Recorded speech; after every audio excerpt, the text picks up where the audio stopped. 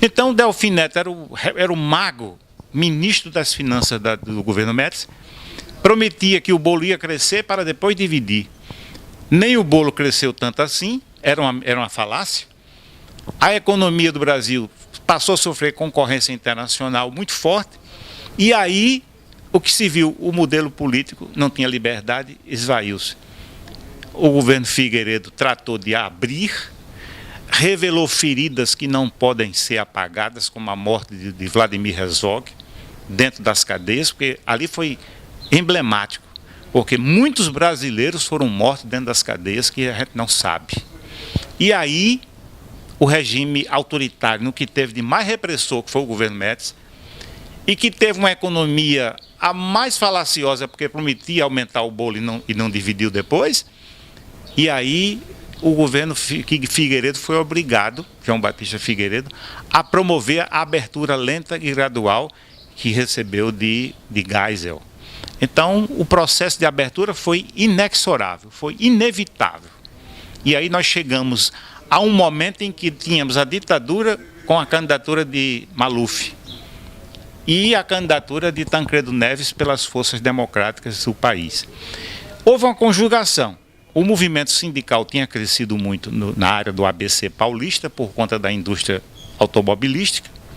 Havia um setor amplo da classe média, entre jornalistas, a igreja, profissionais liberais, que queriam mudar o regime, não aceitavam mais a ditadura, e aí entram advogados, médicos, jornalistas, etc.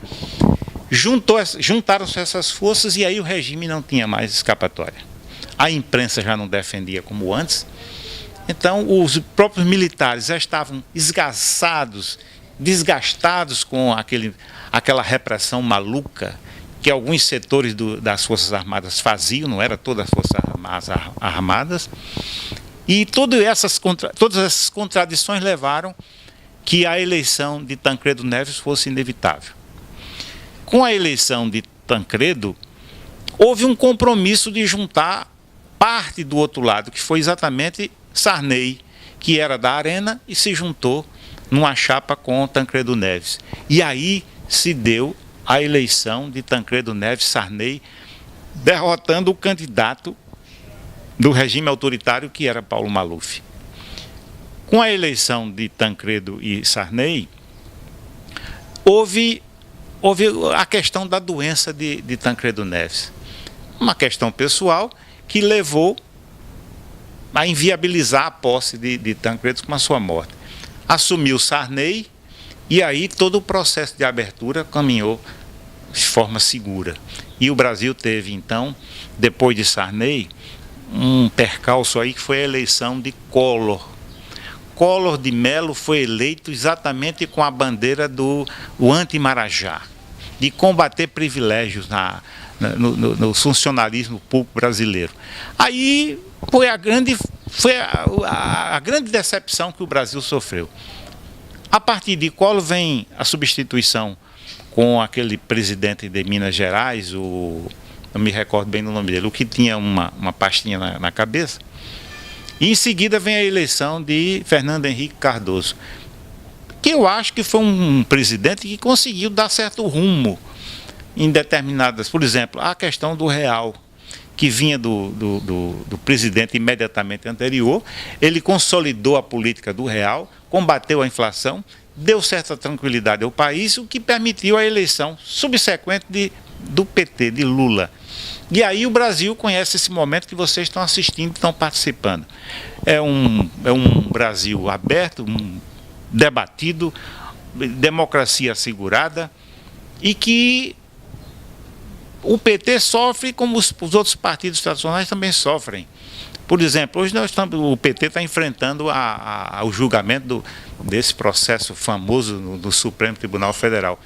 São exatamente momentos difíceis dos partidos brasileiros que perdem de representatividade.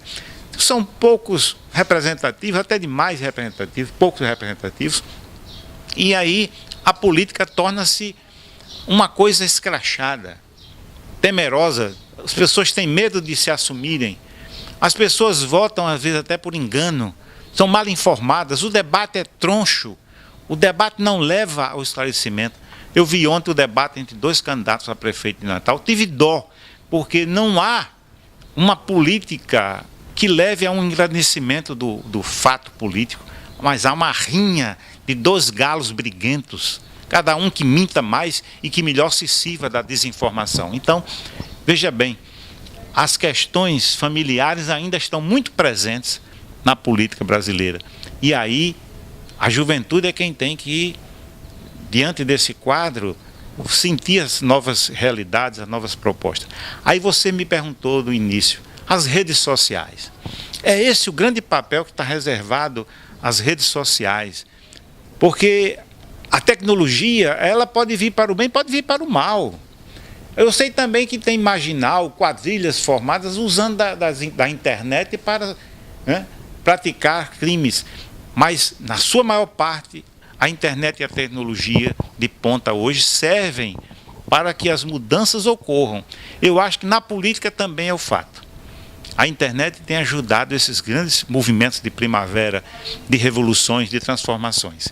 Não obrigatoriamente na revolução que foi concebida por Che Guevara, mas nas concepções de hoje da juventude atual.